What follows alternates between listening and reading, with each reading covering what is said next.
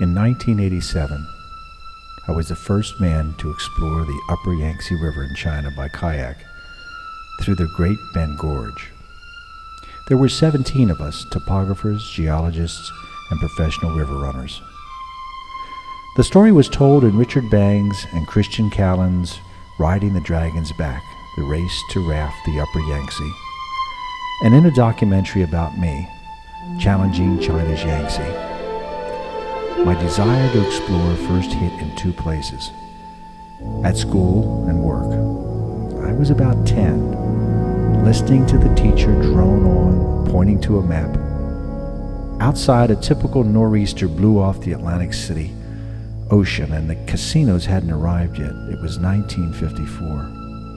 "Pay attention, Mr. Fogel," the authoritative figure yelped, slapping his pointer against the blackboard. "If you ever want to learn anything, you must stop daydreaming."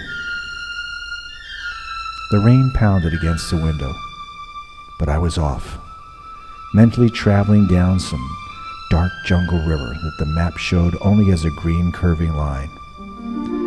That day taught me that we must first dream in order to live our dreams. My teacher was wrong. The dream would someday lead me to a reality I could never have imagined. 2 years later, I was in my father's office. He manufactured commercial refrigerators in Philadelphia. On the weekend, I would travel to the factory to be exposed to the family business. On top of his desk sat a catalog of dealers and salesmen. The bright fluorescent lights glared down on face after monotonous face. Suddenly, I was lost in a maze of men in gray flannel suits. Something clicked. I was determined at that moment that I only wanted one thing: to live an interesting life. The sea was my first turning point. My grandfather, a commercial fisherman, took me on his boat, the Bluefish, for days on end. I was only 5 or 6. I used to get really sick, and I complained that I wanted to go home. "The sea is your home," grizzled old Joseph Broom, the captain, would chuckle. "She's your home and your mother. So learn to love her and stop your squalling." In school, I would dream. Sweeping the floor of my father's factory, I would dream more. Later, when I was 16, I became a lifeguard on the Market City Beach Patrol. That was great, saving people and being admired by pretty girls. That job nearly spoiled me for life. At the University of Hawaii, where I studied marine zoology and worked as an assistant curator at the Sea Life Park on Oahu, I met Mr. Jacques Cousteau while working on the Conshelf project. I was assigned to him as a runner, running for gas, food, and coffee for him and his Navy divers. Captain Cousteau taught me a lot. He gave me a deep respect for Mother Ocean and all that she does for us. "Remember," he said, "the ocean has given us everything. We are from her." In 1970, with his encouragement, I paddled a kayak from New York to Florida to film and report on water pollution. This was the beginning of Water Watch International, a non-profit worldwide water monitoring group that I founded to educate the public about the need for clean water. And it led Lowell Thomas to sponsoring me into the Explorers Club. Throughout, I fought dyslexia, Crohn's disease, and later chronic fatigue syndrome. Illness and handicaps can bring out a rebel streak in some. They see the distress as a challenge.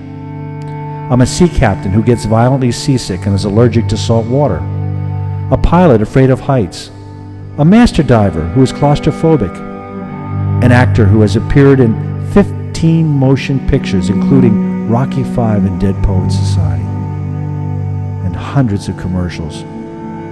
I can't even read the teleprompter.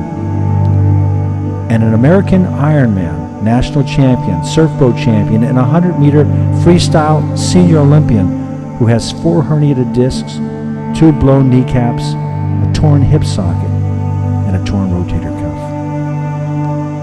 I've learn that you deal with the fear and pain, then gradually find ways to overcome it to accomplish your dreams. Rehabilitation is my motto. Patience is my mantra. Captain Joel S. Fogel, a 100-ton Coast Guard captain, was born in 1944 and has led nearly 24 major expeditions, everything from living with an Ethiopian Stone Age tribe to exploring the underwater caves in Puerto Rico, to documenting in Twilight of the Primitive, an Amazonian tribe, to studying vulgar mussels.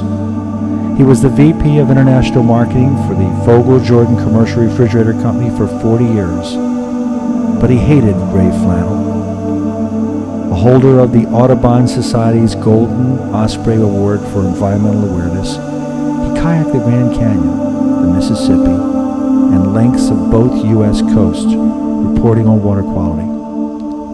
After saving a woman whose car went off a bridge into icy water, he was awarded a commendation from President Reagan and was nominated for the Carnegie Hero Award. Joel and Cody have children Sandy, William, Ellen, Anna, and Jolena. They split their year between homes in Summers Point, New Jersey, and Manzanillo, Mexico.